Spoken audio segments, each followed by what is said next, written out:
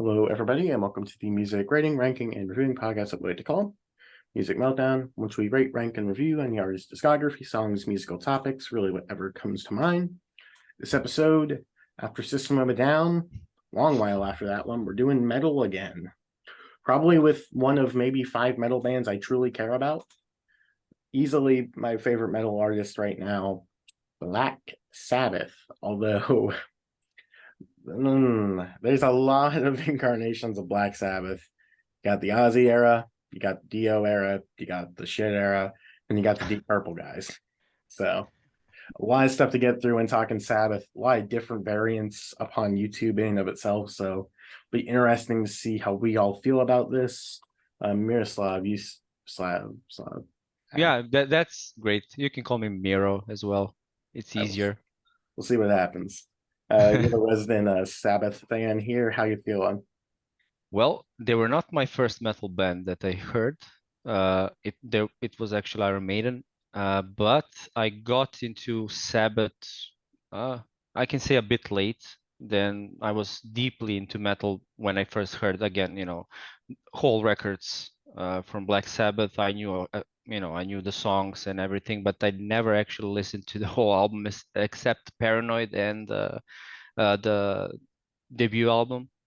So over the years, I got really into them, and I think they're one of the best metal bands for sure. And they influenced a lot of things, a lot of different genres of heavy metal and metal in general. So they're pretty high on my list of top artists for sure.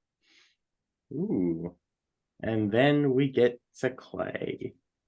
Black Sabbath. I've only known like 2 albums before this, Paranoid and parts of the debut. I feel like I've heard Volume 4 too before, but I can't really remember it that well. But I really familiarized myself with this discography. Easily, I think the most accessible metal band. Just they have a wide variety of genres, like Miroslav said. Yeah, I'm excited to get into this. Should be interesting. Absolutely. And it only took 136 days to get there. But we did it. We're finally here. So it's like the drought. It's finally been lifted. I Anyway, just sink my teeth into this discography. I feel like I'm gonna have a lot of my top albums, at least top 10, on repeat for a while. nice. That being said, 19 records, so we're gonna go 3 at a time until the top 10. So let's just get into this. Number 19, I think kind of obviously, I'll be shocked if this isn't both of your bottoms. It's Forbidden. Pretty easily the weakest album, in my opinion. It's just really drab. The band is still very by the numbers with worse production. Tony Martin, he got worse every album vocally, and this one he just sounds terrible on. And more than anything, it's just a really uninspired crop of songs. I don't think it's an all-time bad record like some people have said, but I do still think it's pretty poor. I have it at 2 stars, and that's the bottom I get on Black Sabbath. And that's actually the only bad Black Sabbath album I think that there is. Number 18, I have Cross Purposes. This was actually the only one that I didn't know going into this, so lucky me. And it was fine. It's a very generic metal album. Tony Martin doesn't sound nearly as good as he did just 5 years ago at this point, and the parts just aren't that memorable. It's a pretty forgettable album that leaves a lot to be desired. I'm at 2.5 for Cross Purposes. And number 17, I got Tear. Pretty much all the Tony Martin albums are exactly the same. It's generic Sabbath riffs with good drumming from Cozy Powell, and the rest of it's pretty unremarkable. I don't hate Tony Martin as a singer at this point, but he just doesn't belong in a band like Black Sabbath. I made the remark about him, but he's kind of like one of those YouTube channels that just imitates metal songs in different styles, because he's very much an imitator of Ronnie James Dio. That's about all he does. The songs themselves are about Norse mythology here. I don't really care. They're Tony Martin lyrics, so blah. It's 3 stars. It's decent, but really not much reason to get into it. It's fine. And that's where I'm at. So I'm already at 3 stars with number 17. So okay, let's see this. Well, we don't have the bottom album, but it's Cross Purposes for me. it's 2 stars, and to be honest, the album itself is not bad, but I think the worst thing about it, it's I don't remember any song, and I heard it like 7, 8 times maybe, and I still, I can't recall any song from the album. So it's forgettable, which is worse than being, there's something, bad so I can remember it by. Like the next one I have, Forbidden, which is my number 18, also 2 stars.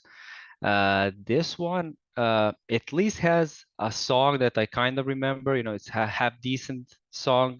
It's the closing track, Kiss of Death. The rest of the album is, there are some kind of, solid riffs throughout, but nothing memorable.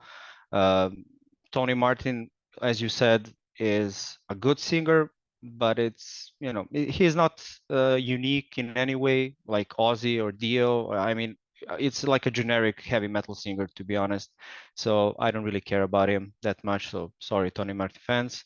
Number 17, I have the first one with Tony Martin, The Eternal Idol.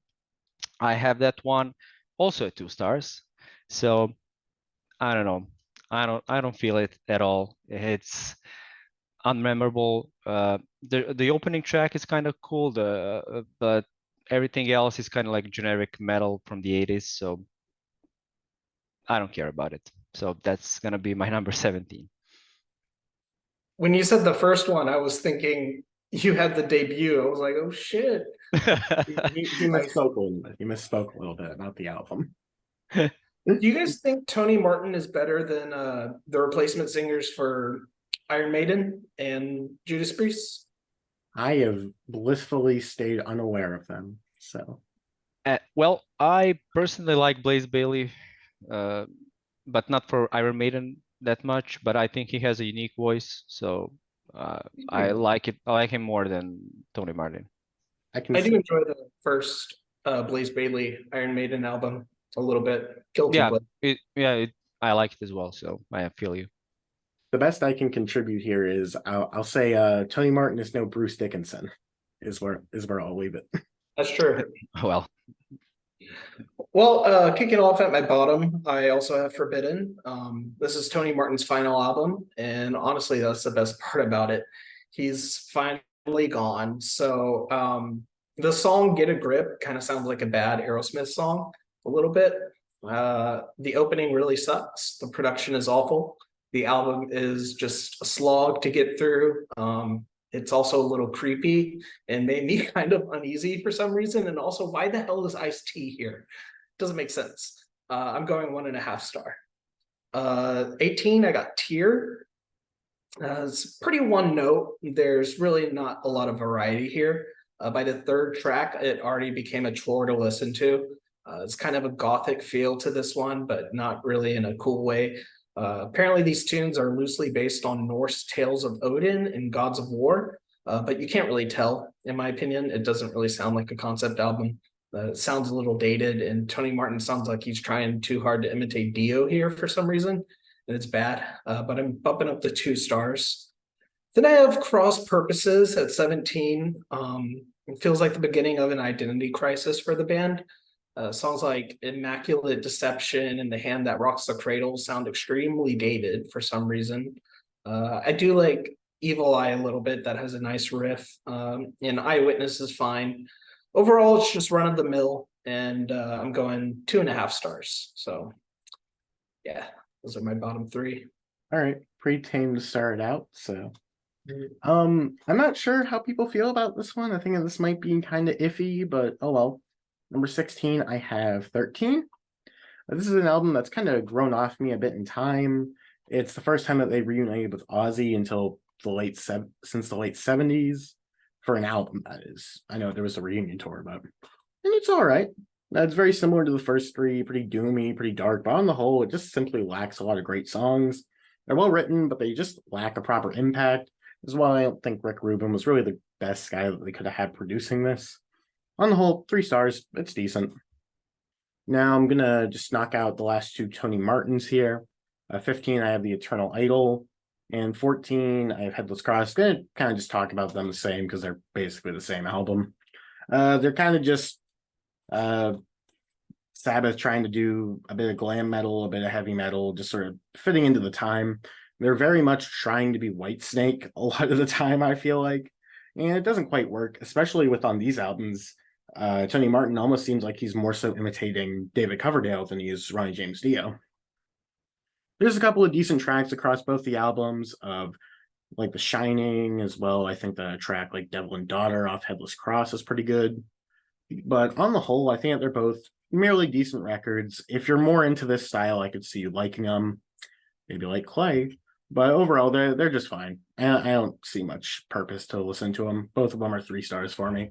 And they're actually my last 3-star albums. So 13 good Black Sabbath records. Well, that's interesting. So, my number 16 is Tear from 1990.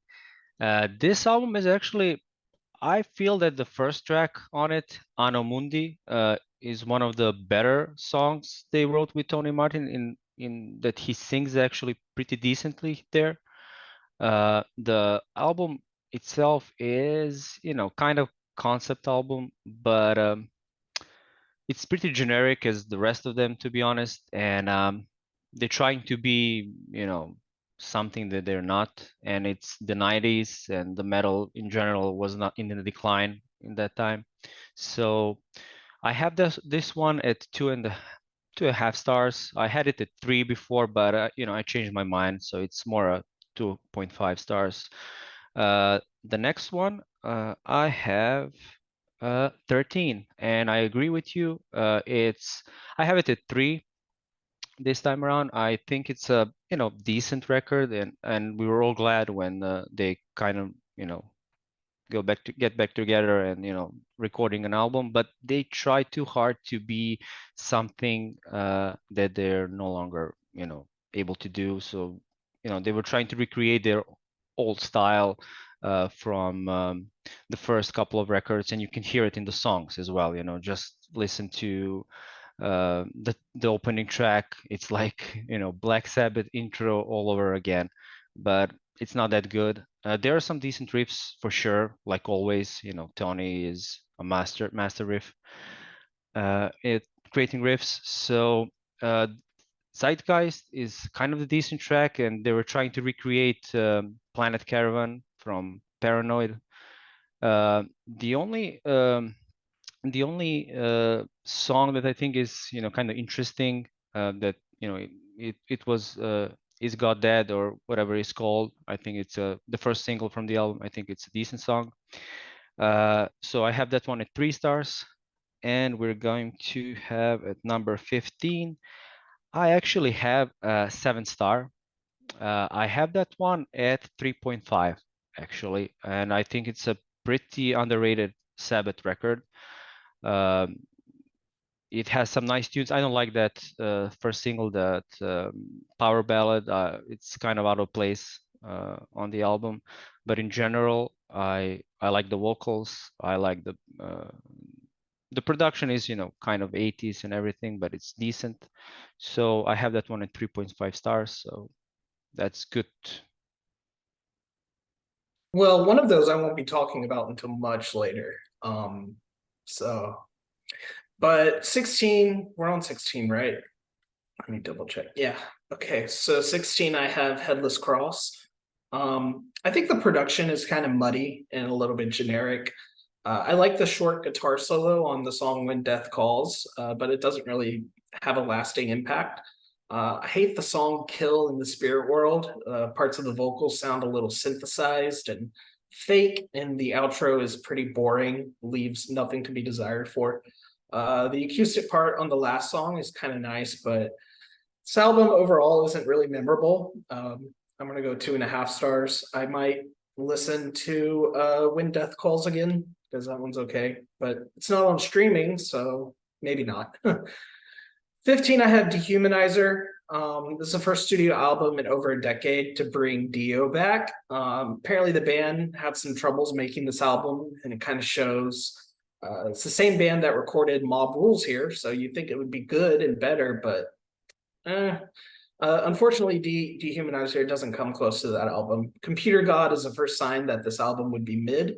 It's pretty much like a stock Black Sabbath song. There's some cool effects, cool effects in the vocals on After All. That's all right. TV Crime is kind of catchy, but in the worst way possible. There's almost like a punky vibe. Lyrics are a little cringe on that one too. Master of Insanity, I think, is the best song on this album, and Time Machine has a catchy chorus, but this time in a good way. And it feels weird to be released in 1992 while grunge was on the scene.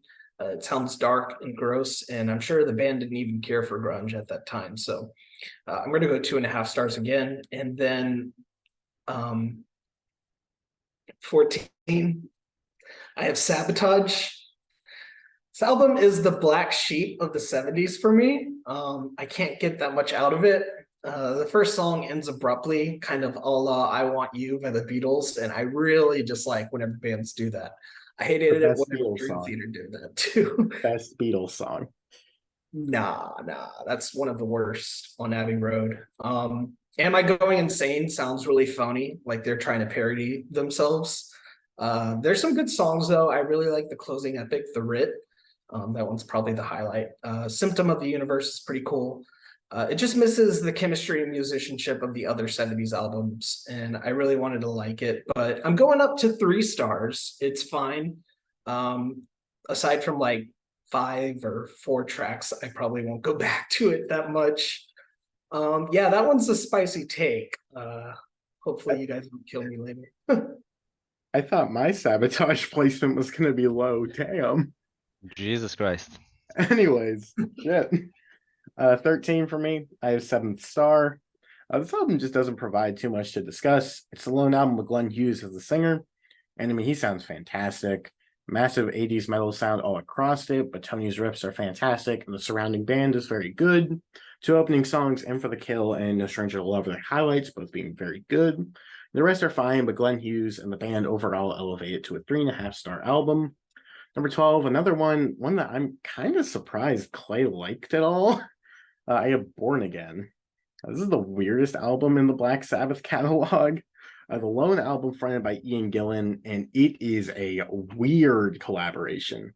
He sounds really good, but I think that this band is maybe a little heavier and less bluesy than really benefits Gillan. I just don't think that they match perfectly well, especially whenever you get his more signature higher screams. It just is weird. Alongside lyrically, this album sucks. Ian Gillan is not a very great lyricist, even in Deep Purple, but ooh, he sucks here. Where this album shines is the musicality. I think that this is the most adventurous they've been in the studio since maybe Sabotage. Tony has some incredible riffs on here. I think that the rhythm section is very strong, but it just leads to a really disjointed listen. And I wouldn't even necessarily say that I like any of the songs, but I kind of like how it blends together and how it molds. So I'm at 3.5 for that one as well. And thank you, Clay, because my number 11 is Sabotage. I'm glad that you kind of took the heat off of me for this one. And I don't know, I've always felt this way. I've never connected to Sabotage, but I do admit this is like a really strong evolution for Sabbath. The songs are less interesting to me, and I think that the drama between the band and management maybe have a point of that, because they really dwell on that on some of the songs, and it's kind of lame to me. This is kind of angrier, a little bit more serious than they would be before. And while they're still heavy and dark on their earlier records, it's almost like a sense of fun and sort of, there's almost like a little bit of fun or enjoyment or humor to some of their songs there. Whereas this one, it kind of feels a bit more taxing.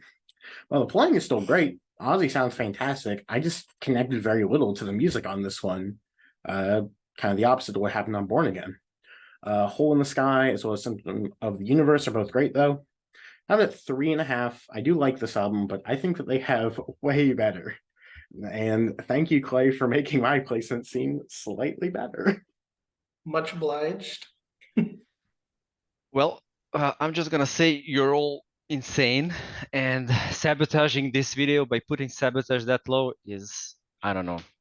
You're not gonna see that album on my list very soon. So let me start with number 13, and that's gonna be Headless Cross. That's gonna be the last, I believe, Tony Martin record here, and I believe it's his best. 3.5 stars on it. The track When That Calls, as Clay stated, is, I believe, very good. The production, not so good. It's that 80s feel, and I believe that didn't age very well in general. And they were trying to, recreate some, evil, vibe on this album. And I do believe they kind of managed to do that, but in general, the songs are not that memorable. But as a whole, I believe it's a decent record and the best with Tony Martin for sure. Number 12, I have Dehumanizer, 3.5 stars as well. This one was a disappointment when I first heard it. And I was hoping to hear something, like Heaven and Hell or Mob Rules or something like that. But the songs are not that good. I mean, there are some great songs like I like Sins of the Father, but Computer Gods, TV Crimes, not that memorable. Dio sounds great as always. That's not a problem here, but the musicality is not on point as some of the other records are for sure. And that I have at 3.5. And let us see, number 11, that is gonna be Born Again, also 3.5 stars. And I agree with Adrian here. Everything sounds great, vocals are great. I'm not sure if it's a perfect match. It's a weird match for sure. Gillan and Black Sabbath. And the lyrics, oh my God, the lyrics are atrocious, especially Digital Bitch. I mean, I hate that song, and I'm not sure what to say about it. There are some great tracks for sure, but it's not top 10 material Black Sabbath. That's definitely true. So 3.5 stars. Very nice. I really like the rest of these albums, so I don't. 13, I have The Eternal Idol. I think this is the best Tony Martin album easily. There's a cool 80s production akin to an album I'll talk about later that I really dig here. The first track, there's like a really sick riff. I like Ancient Warrior, that has a great riff too. Hard Life to Love is a cool up-tempo rocker. There's a lot more fast songs here that I'm glad it's kind of like a revitalization for the band. I really like Born to Lose. Nightmare is a bit of a stinker though, and Scarlet Pimpernel is a great acoustic ditty that I really like. Overall, this is pretty good. I gave it 3.5. 12 is 13. It's their final studio album. The opening sounds very crunchy, not in a bad way. I mean like crunchy in the guitars, like the tone, not in the way I use it. Ozzy doesn't come in automatically with a bang. However, it starts kind of with a slow burn, which I actually don't mind. Harkens back to the bluesy side of Sabbath a little bit. I feel the sound feels a little bit too polished, and maybe this album suffers from the loudness wars that people talk about. But it's still pretty promising and a good listen. God is Dead, a really good single. I'm glad they made that a single. You think Ozzy's voice would sound old at this point, but it sounds a little bit more mature. From what I hear from recent albums, he's kind of gone downhill a little bit. They get a bit more mystical in songs like Zeitgeist, which was just Planet Caravan Part 2. I don't mind it. I like the drums on Damaged Soul. And I kind of prefer the second half of this album, aside from the first two tracks, which I really like. Yeah, they seem to go out more on a whimper than a bang, but it's still enjoyable. I'm also going 3.5 stars. And then 11, I have Born Again. It's an album with Ian Gillan. It's a strange album, very strange, especially with the new vocalists. It does sound like Deep Purple. I like the opener Trashed, and the two instrumentals on here are really good, mainly because it doesn't have Ian Gillan. It's just, I don't know, it doesn't really click for me as much. Digital Bitch is bad, like you said, Miroslav. I hate that song. But it's a fine album. Falls back on the second half a little bit, but 3.5 stars for that. All right. Honestly, part of me thought Eternal Idol may have gotten into the top 10, so Almost. glad to see it dropped off a little bit beforehand. It's pretty good. I can see it getting higher. Yeah, maybe. I used to like it a lot more. I'm just kind of not as into metal as I was before. So, anyways, this is another one I think might be a bit contentious. Thinking this one definitely going to be very high on Clay's. Not sure where it falls for Mr. Miro down there. I got Mob Rules. This is the one that I just never really returned to. It's good. I like it. 3.5 stars. It's very similar to Heaven and Hell, but I think it has more overt. I think this album has a lot more Dio influence in it. Whereas Heaven and Hell was Sabbath featuring Dio. This is more Dio featuring Tony Iommi. Heaven and Hell, I don't know. I think Tony Iommi has some pretty good stuff here. It's a killer batch of songs with more than likely my favorite Dio vocals on here, Sign of the Southern Cross and Falling Off the Edge of the World being very good.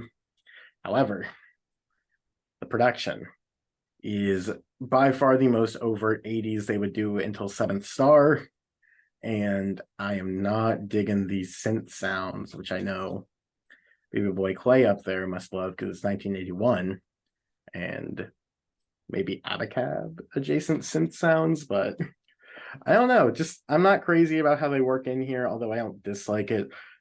I think this is a good album. I'm at 3.5 stars, but don't really see why I'd listen to this over Heaven and Hell, which is it's kind of hard not to compare because it came out a year later. Still good though. Number 10, Mob Rules, 3.5 stars. Well, that's a decent ranking for it. My number 10 though is gonna be the last one with Ozzy in the original run, Never Say Die, 3.5 stars. And the thing with this album is it's, there's some disjointment in the band for sure, and you can hear it throughout. I don't like the production on it as well, but there are some great tracks here, like Johnny Blade, Never Say Die. I think it's a great tune. There is another one that Billy Ward sings, that's Swinging the Chain, I believe, which is okay, but it's not as good as the one from Technical Ecstasy for sure. It's all right. In general, there is something to like about it. I mean, I know that people tend to put this album way down the list, like last place or something, which is actually not true. I mean, the album is decent. It's a good album. It's definitely not bad, but it's the worst from the original Ozzy run, that's for sure, in my opinion. So a couple of bangers, couple of stinkers, but in general, not a bad record. 3.5 stars. I'm not sure how controversial this one's going to be, but I have Heaven and Hell. I think it sounds pretty different than Mob Rules. That's my number 10. First album with Dio. Right off the back, I think the rhythm section on this album is really good. I really enjoy this album. I mean, it's in my top 10. The songs on here are probably undeniably more musical and melodic than anything off the previous 2 Sabbath records. I really like Neon Nights, Lady Evil, and Heaven and Hell, and Die Young, all good tracks. Walk Away, I don't like as much. It lacks a little bit of grit, in my opinion. And I think the title track has fantastic lyrics. Same thing with the whole album. I think lyrically this is one of their better ones. That lacks a little bit of the evil Black Sabbath here, but it's still very enjoyable. Bass work is fantastic from Geezer. There's something holding me back a little bit here to put it higher, but I'm going 4 stars. I think it's very good, very good. So yeah, Heaven and Hell. Joe Staggerwald is reeling right now. Not just him, but 4 stars. It's okay. Okay, I can forgive you. All right, my number 9.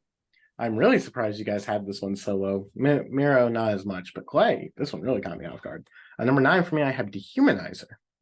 This was the reunion with Dio, and it takes them in the heaviest direction they ever went, in my opinion. Dio and Tony are just monstrous across this record. Guitar parts are crazy, and coming off Tony Martin, getting somebody with personality is just really lovely. On top of that, there are plenty of strong songs on here. I like Computer God a lot. After All is fantastic, and then I love Letters from Earth, and I think the track Too Late is especially great. All in all, it's just a really good metal record to me.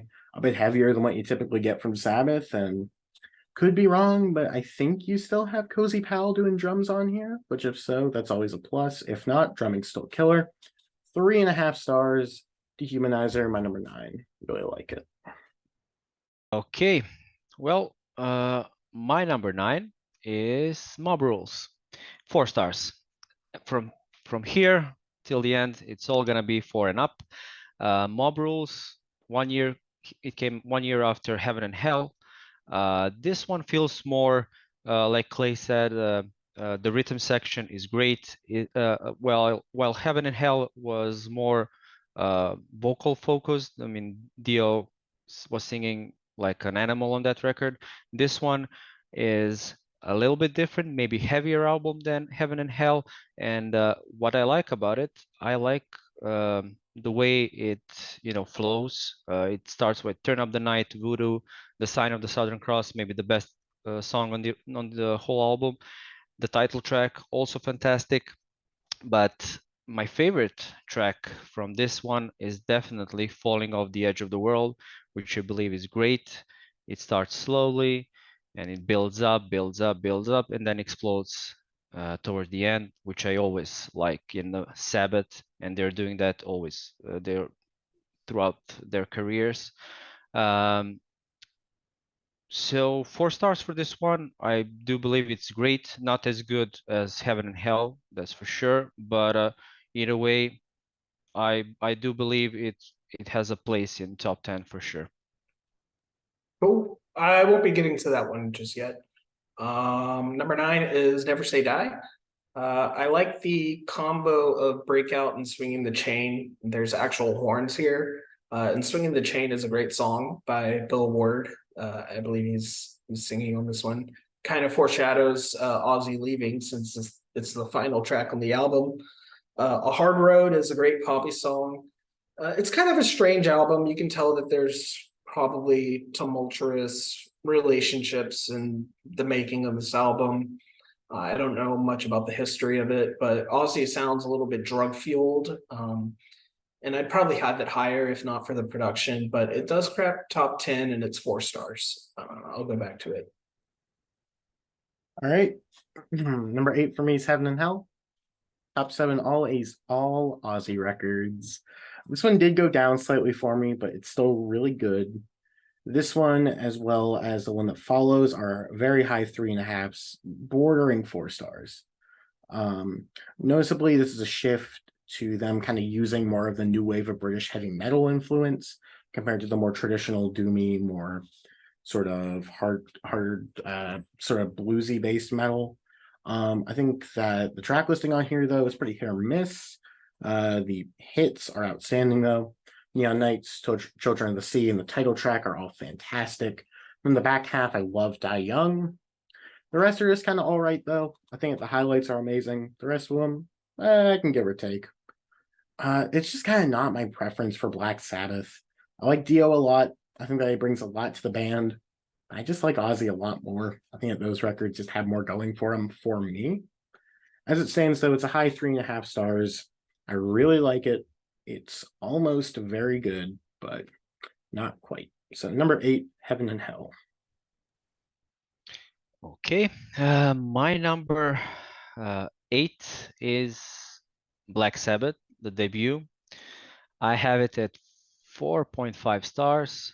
I mean, it's here because I don't tend to get back to it that often, since I know it from start to bottom.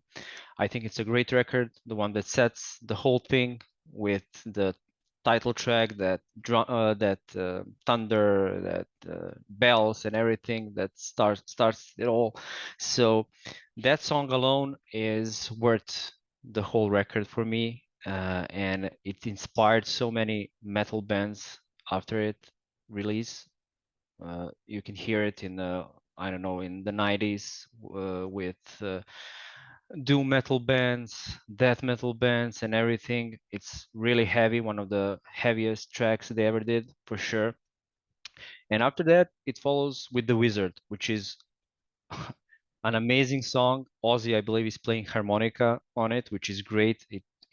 I love that song, and I never get bored of it. There are some, I cannot say stinkers, but the songs that, I don't care about. The cover songs that they did on the album, it's fine, but I really like the original stuff that they did, like NYB, which is a great tune. A bit overplayed. I don't, listen to it often, but I do believe it's a great track. So all in all, a great debut album from a great band, and 4.5 stars for it. Vanessa will be sad. What are we on? Number 8. Number 8, I have Technical Ecstasy. Another Aussie album here. I think it's not fair for people to not like this album. I don't know. I think it's sort of in the middle of people's lists, or probably at the bottom, but I think it's great. I think it's one of those, like, you either really love it or you really hate it. But me, I'm in between. I think it's really good. Backstreet Kids starts off promising, has a punky vibe, but it does meander a little bit. I like the solo on You Won't Change Me. And Bill Ward has another song here with It's All Right, and that's very Beatles-esque, and I think it's pretty cool. All Moving Parts has a cool bass line. Rock and Roll Doctor is about cocaine, and that shows, especially in the song. She's Gone, probably the weakest track on the album for me. But I think it's the best example of a good album that is just a bit unfocused, and I'd probably enjoy it more if I listened to songs on a playlist outside of a full album listen. But it's still very good. I'm at 4 stars with this one as well. Now you're making me sad. Making me Oh. sad. Anyways, number 7, I got Never Say Die. This is a pretty notable step down from the prior album, although I still like it a fair bit. It's a very unique record in the Sabbath canon, adding in more horns but more synths, toying with a more traditional hard rock structure, and it is just flat out weird. It often leaves the record feeling somewhat disjointed and rather cold, but I really do enjoy it. I think the title track is great. I love the second half of Johnny Blade and The Long Road, both really good songs. But the track you need to hear here, I'm surprised that neither of you brought it up, is Air Dance. I think that this song is just absolutely sensational, utilizing great atmosphere and kind of synth to really build everything together. I used to stick up with this one a bit more, but generally speaking, I just didn't love Sabbath's albums as much as I did before, but I still love the experience of listening up to everything through Mob Rules, basically. Actually, no, everything up to 7 star, because I liked all those albums. So I like this one a lot. Have it at 3.5 stars, my last 3.5, so 6 very good Black Sabbath records or higher. But yeah, really like it. Number 7, Never Say Die. Okay, well, my number 7 is a surprise, and it was way lower on my list before, and that's gonna be, yes, it's gonna be Technical Ecstasy. I have it at 4.5 stars. I mean, it's a great album for sure, and it definitely doesn't deserve the critics, that they put it. Like, I saw a list, somebody put that album like the worst Sabbath album, which is totally bonkers, insane. I mean, the album is packed with great songs. Some of them are definitely in my top 10, like Dirty Woman, which I believe is the best song on the album for me. I like She's Gone. I like Backstreet Kids, which starts off the album great. Also, what I like the Bill Ward song. It's All Right. Like Clay said, it has some Beatlesque to it. So all in all, I was really surprised when I actually re-listened to this album, that it grew on me so much that I had to put it, this high. It was like 10th, 11th before, and like 3.5 stars, but it grew on me so much that I actually adore it, and I listen to it more often than you think. So great record for me. Ozzy also sounds good here, and all in all, great one. 4.5 stars. Cool. It does feel like a grower. Number 7, I have The Debut. All the way at the beginning, generally regarded as the first metal album, probably, and it shows. I can't even imagine what people were thinking whenever this came out. It's just probably blew their minds. And it's definitely the most bluesiest record that they have, probably because, you know, not a lot of people were doing metal at the time. So it's really inventative, or, you know, pioneering. It's great. The Wizard, iconic song, one of the most memorable riffs that I've heard from this discography. Wicked World is pretty cool too. It's one of those albums that I appreciate its legacy, but compared to the other Sabbaths that I have at the top, it misses some marks. But I'm going 4.5. I really enjoy it. It's very good. Just like the others a little bit more. Thanks. This is probably another contentious one. I don't think it was going to be anybody's number 1, but I think it's going to place way higher. Number 6, I got Master of Reality. I think this is another pretty strong album by Sabbath. I'm at 4 stars, but a lower 4 for Master of Reality. This is the heaviest they'd gotten up to this point, really paving the way for later stoner metal and stoner rock, notably on the opener Sweet Relief, which is one of their best songs. After Forever is also awesome. Children of the Grave is very strong, and Closer into the Void is fantastic. Sadly, I don't love those 2 tracks in the middle, Lord of this World and Solitude, which are all good. They just aren't amazing songs. And for an album that's really just over a half hour long, having those 2 little intermissions I'm not quite as crazy about does drag it down. Overall, though, it's still a strong list and would still highly recommend it for people that are more into metal. 4 stars, a very good record. Number 6, Master of Reality. Well, maybe controversial from my end, but my number 6 is Paranoid. I have it, wait, 5 stars. I do believe it's a classic for a reason. It's every song on it is great. It starts off great, but the thing is, I heard it so many times that actually, I don't listen to it that often anymore, except a couple of songs. I mean, Paranoid, the title track, I can listen every time. I think it's great. War Pigs as well. Iron Man, it's a great song, but I don't want to hear it anymore. I'm fine with it. They did an excellent job here for sure, and they influenced so many metal genres in the future just with this one record. And I do believe it's a great one. Especially, I think my favorite track besides War Pigs is Planet Caravan, which has that eerie atmospheric thing to it that I love. And the vocals, they did think that with the vocals is great, and it works so well in the song. So yeah, it's only 6, but it's a 5-star record, and it's so hard to rate them. And I actually tend to rate these records the way I listen to them. So how often do I return to them? But Paranoid, I overheard it. Basically, that's all. So this is the reason it's number 6, but still a classic for a reason. Yeah, Planet Caravan is probably my favorite on that album too. I'm not there yet. I have 7th Star as number 6. Such a weird one in their catalog. Lots of hair metal influence here. I really enjoy Glenn Hughes as a vocalist. I wish he did more albums with the band. It's basically a Tony Iommi solo album, but it's criminally underrated. Production and performances, they're all great. It has a hair metal feel to it, which I love. The sense on No Stranger to Love and that riff makes me want to just wave my wind in the hair. Wave my hair in the wind. It's pretty great.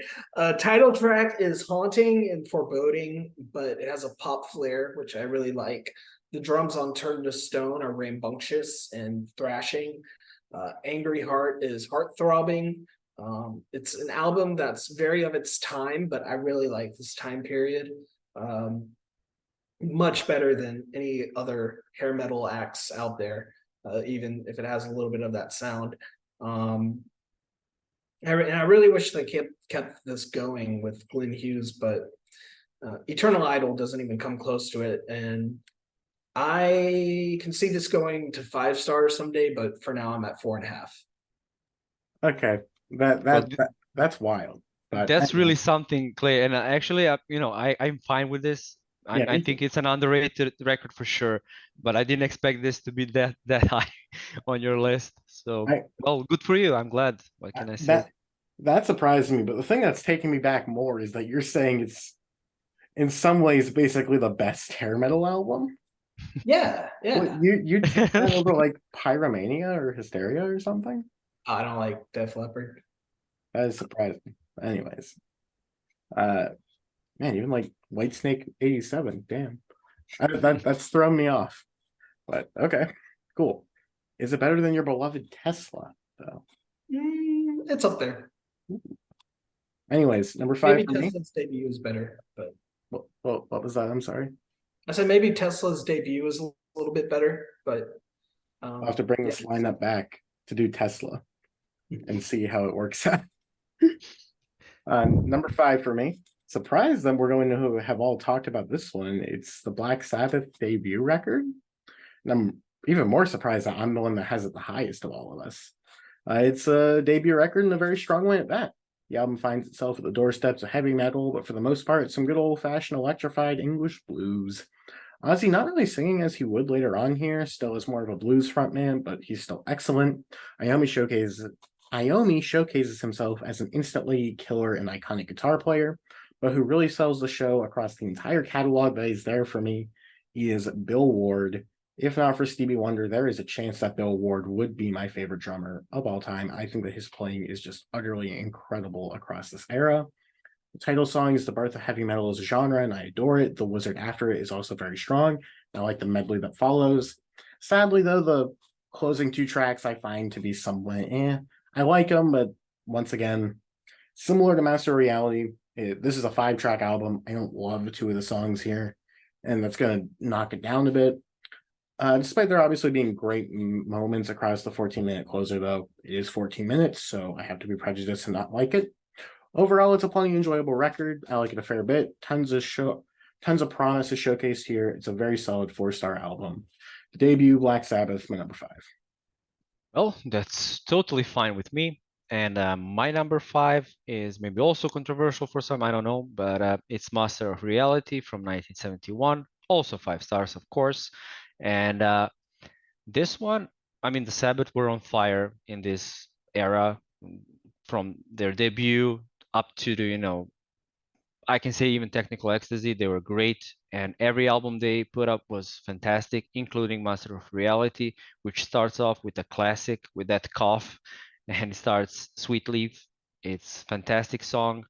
So they wrote a great song about weed, and they will soon write a song about cocaine, which I will talk about a bit later. I do believe the album is varied. Since I do like Solitude, I think it's a great song. They also, like Adrian said, influenced with this one, definitely influenced stoner rock and some of the sludge metal later in the 90s especially, and you can hear it throughout. There were some great songs that Children of the Grave, for example, it's a fantastic tune. And funny thing is, it's a fun fact actually, Megadeth, when they released an album in 2012 or 13, I'm not sure when, Super Collider, which sucks by the way, they had the only song that from that album that I actually enjoyed was Kingmaker. And I was thinking, where did I hear this riff before? And I was like, it's so good. And I remembered, yeah, it's Children of the Grave, basically. Mustaine took, that Children of the Grave riff and wrote a different song. And the only reason I actually liked it because it's already been written by Sabbath like 40 years earlier. So great album, 5 stars, Master of Reality. Yeah, that's my number 5 too. People claim this is the first doom metal album, and it's pretty pioneering also, along with the debut. Probably the debut and this album are probably their most influential. Beautiful instrumentals here, like Laguna Sunrise and Fluff. Those are nice.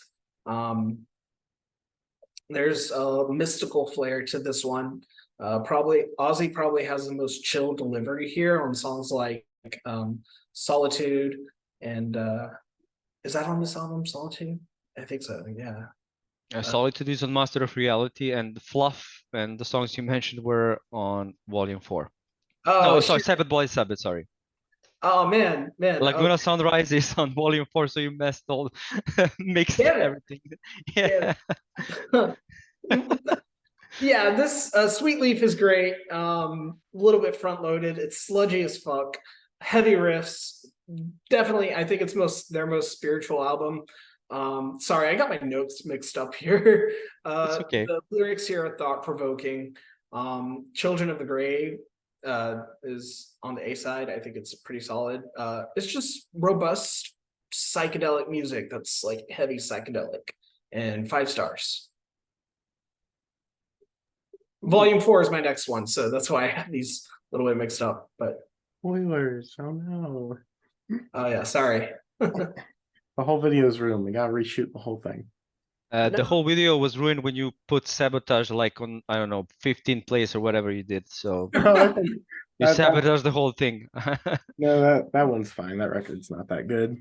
But anyways, and number 4 is Paranoid. Pretty standard evolution off of the self-titled record. Paranoid's a heavier, more confident take on its heavy metal style, piggybacking off their self-titled song and mostly ditching the blues influence of the debut, and for good reason. As the guitars get heavier, they take even more of a center stage. The chugging bass lines mixed in with the incredible drum parts are just delightful. It's all showcased brilliantly in the opener War Pigs, and how that segues into Paranoid is just lovely. As you both mentioned before, Planet Caravan, probably my favorite as well. Merging the speed and intensity with a bit of the burn of War Pigs, really lovely. Also, like you both, I hope you both, I've heard Iron Man 1 too many times to be tired of it, and there's one too many movies with Iron Man in the MCU for me to care about that name anymore. Yet it greatly wears out its welcome with Jack the Ripper, Fairies Wear Boots, which it's good. Actually, no, not wears out its welcome. It's a great closer. Words are hard. It's a high 4 stars for Paranoid. Basically does everything I want in a great metal album. Just don't want to listen to Iron Man again. So, yeah, number 4, Paranoid, 4 stars. Really like it. Thank you, Tony. Yeah, I feel you. I mean, Iron Man is overplayed, so I don't want to hear it anymore. My number 4 is the album that we were talking about just moments ago, and that is Sabotage from 1975. A fantastic album for sure. 5 stars, easy. Their heaviest album up to this point, and maybe their heaviest album in general, in my opinion. It just reeks of heavy riffs like Symptom of the Universe. That song influenced so many thrash metal bands. That's insane. Then we have Hole in the Sky, which is also great. Am I Going Insane is a weird song, but I do like it. I think it's a catchy one. My favorite songs, though, on this album as a whole, definitely Megalomania, which I believe is amazing. And throughout it, it's happening. So many things are happening in that song. That's insane. The changes throughout, 10-minute song. So I love that stuff. So that one and The Writ, I believe, which is maybe the best song on the album, which they wrote, I believe, for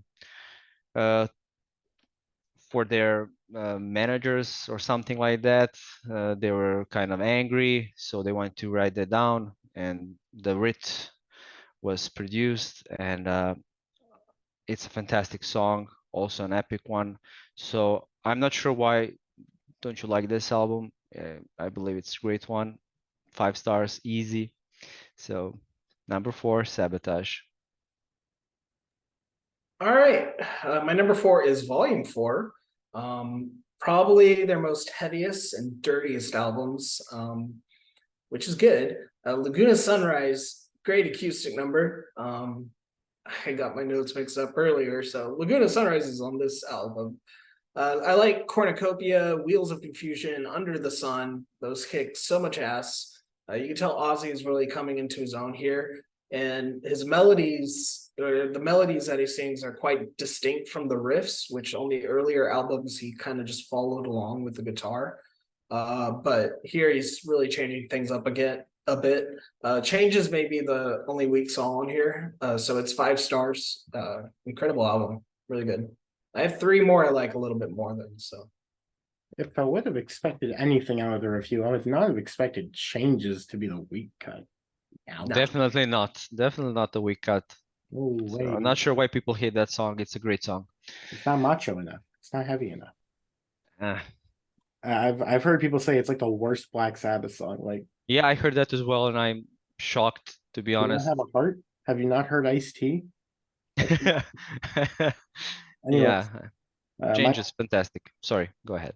no problem, no problem. Anyways, my number 3, also volume 4. Wait, I didn't reveal this one ahead of time. Ooh. This is the start of my favorite Sabbath era, where they still have Ozzy, but they got a little bit heavier. The arrangements got weirder, sort of progressive. And this is where Tony Iommi, I think, shines the best. Geezer Butler brings out some of his best bass lines, and Ozzy continued to grow as a frontman on this, something more fierce and a bit more powerful than he ever had, but bringing in a sense of intimacy on a beautiful ballad such as Changes. As well, I think the instrumental Laguna Sunrise is really fantastic. And there are some amazing heavy songs on here too. Supernaut, Snowblind. All in all, it's another very strong effort, showcases their musical palette growing even more. It's a pretty high 4 stars for volume 4, number 3. Okay, well, we have the same number 3.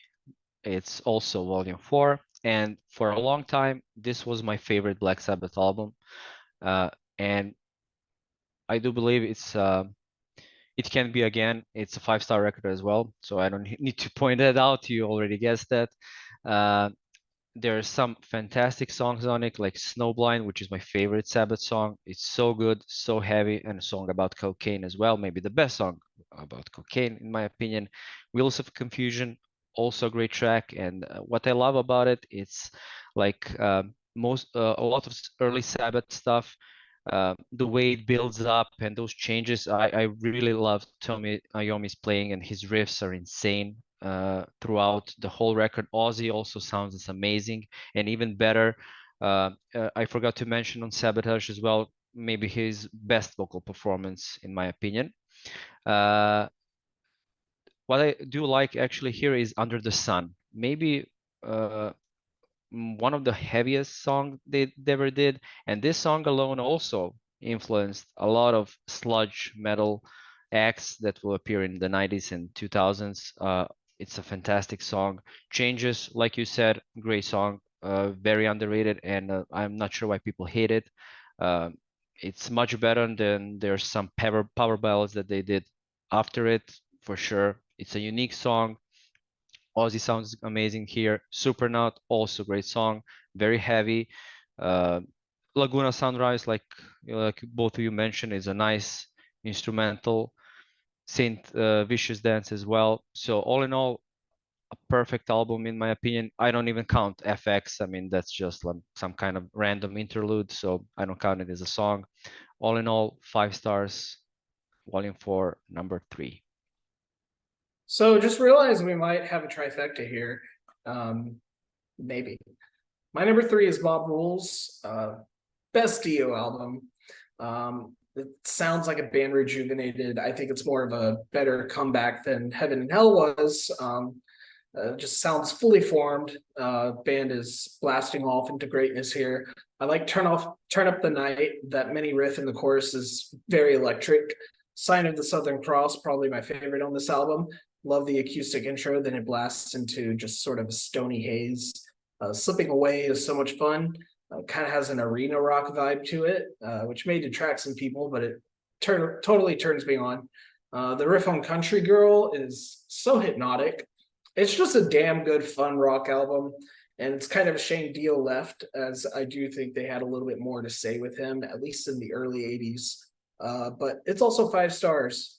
I have a lot of 5 stars here. I think my first 5 stars was like 3 albums ago. So yeah, all these are great. It's all interchangeable. Really good. Honestly, I'm kind of surprised it's only at number 3. Yeah, Guess it means Adrian and me were talking about it, so we thought it's gonna be your number 1 for some reason, but we were close, definitely. it's Yep. got synths on it, so that was the telltale sign it'd be high. Anyways, I guess it means you gotta get yourself in on that Dio solo now. So, Oh yeah, definitely. Mob Rules probably is the most adjacent to what Dio would do solo. So, and I know you're hinting at a trifecta.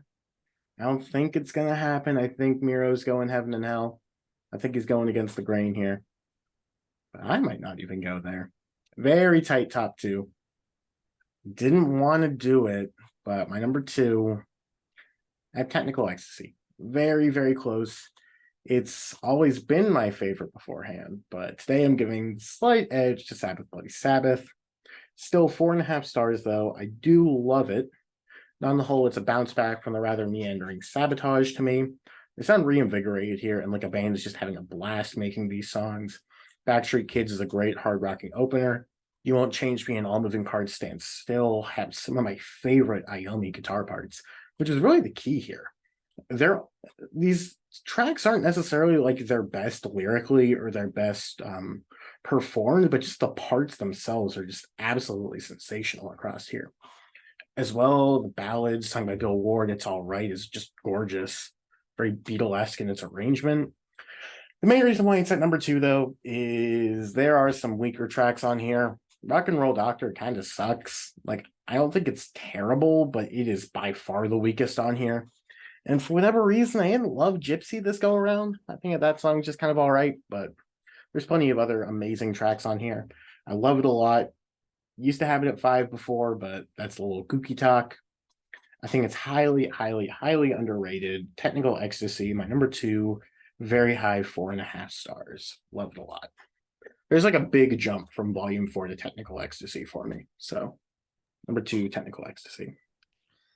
Well, I do believe we are going to have a trifecta here, since I cannot put this album at number one, even though I'm this close to do so. My number two 5-star album is Heaven and Hell. I do believe it's a great album. It's first with Ozzy, and the funny thing is, it was produced by Martin Birch, who actually produced some of my favorite heavy metal albums, like Iron Maiden ones, for example. He's the one who did production on first couple of Maiden records, the classic run. So I do like his production in general. I like how the bass is pronounced here, and it's and what I actually believe on this album, especially besides, of course, Dio and his vocals, is the bass playing from Geezer, which is fantastic. The album opens up fantastically with Neon Nights, Children of the Sea, great song. My favorite song, though, besides the title track, is for sure Die Young. It's a fantastic song. Dio is singing with full emotions here, and I really do love it. There are some songs that maybe made me put it like a number two. I do believe they're good, but like Walk Away, Lonely is the Word. I mean, they're fine songs, good songs, but not as good as some of the others from Sabbath Bloody Sabbath, for example, which I think is almost perfect album. So this is the reason I have to put it at number two. But yeah, Heaven and Hell, 5 stars. So I guess we have a trifecta, which I didn't expect, to be honest. I don't know. Maybe Clay was leading us on. No, we do. Number two is Paranoid. I guess that makes me a basic bitch. It's just hit after hit after hit. I like it a lot. It doesn't like it's massive overplay, but it doesn't detract me. I can understand how people would get tired of it, but I mean, it just holds up. It's extremely good, way better than the debut. 5 stars. So it's just an album that there's not a lot to say about it because everything's pretty much already been said. But yeah, Planet Caravan is still my favorite. So, and I don't mind Iron Man.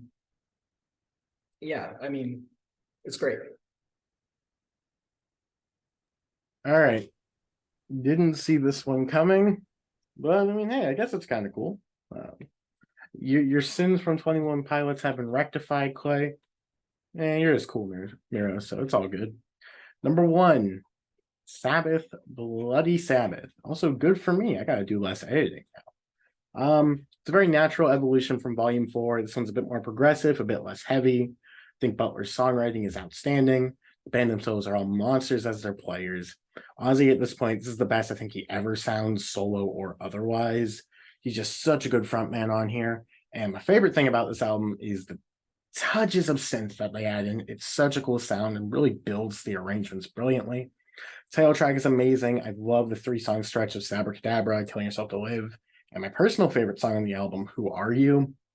Just an absolutely killer metal album that's not afraid to go more outside of the box. I love it a lot. It's 4.5 stars, a very great record. My number one.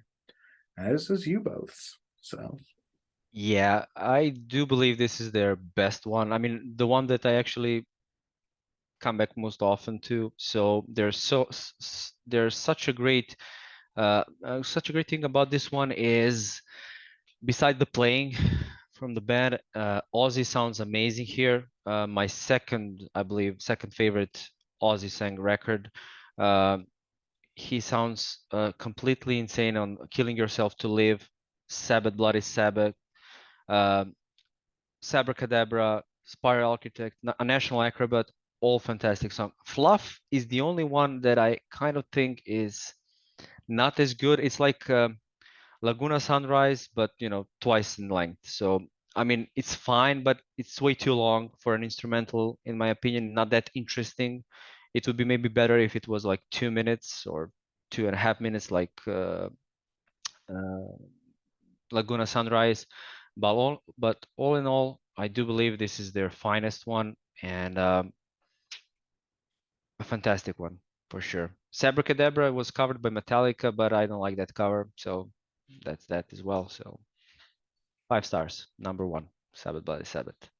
Oh yeah, this is great. It's an awesome record. It's spacey, bluesy, a bit proggy, probably their most progressive. National Acrobat, one of my all-time favorite Sabbath songs, has a fantastic middle section and a desperate outro.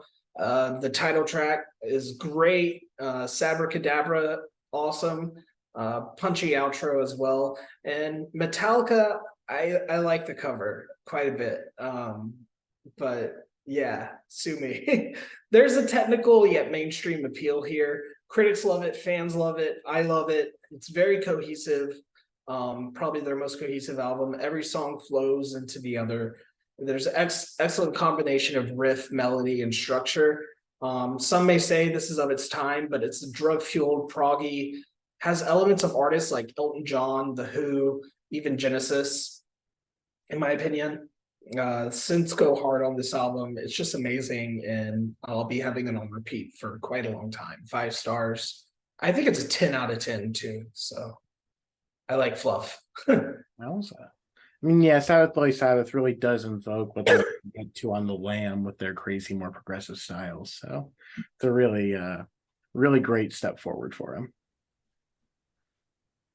Yeah. Any closing remarks on Black Sabbath? Yeah, amazing band, and they should have put to end their career like after Dio left, in my opinion. But that's that's totally fine. I'm not into Tony Martin, with all due respect. I do believe he's a good vocalist, but the albums are not very good, in my opinion. So the classic stuff is classic for a reason, and that's why we all have those albums in top 10.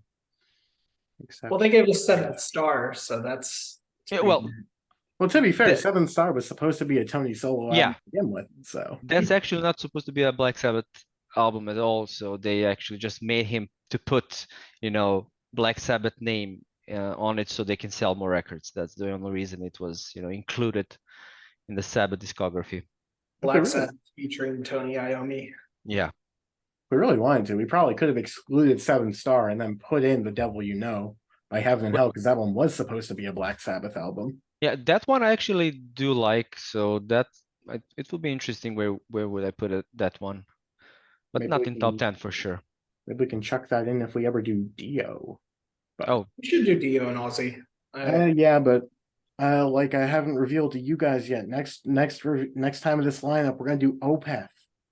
What? I feel like that'll go really well for me. Oh, well, Opeth, though. That sounds fun. Well, it is fun. It's very varied and not for everyone, but I can see you liking some stuff for sure. I mean, they're my favorite band, so I'm, I love everything, almost everything, but More than Megadeth? Even Heritage. Yeah, um, more than Megadeth, of course, yes. Damn. Alrighty. That being said, I hope that you enjoyed this discussion on Black Sabbath. Hope that you tune in for the inevitable Opeth show now. Has to happen at this point. Yeah, it has to happen. Alrighty. You all have a great one. Bye. Bye.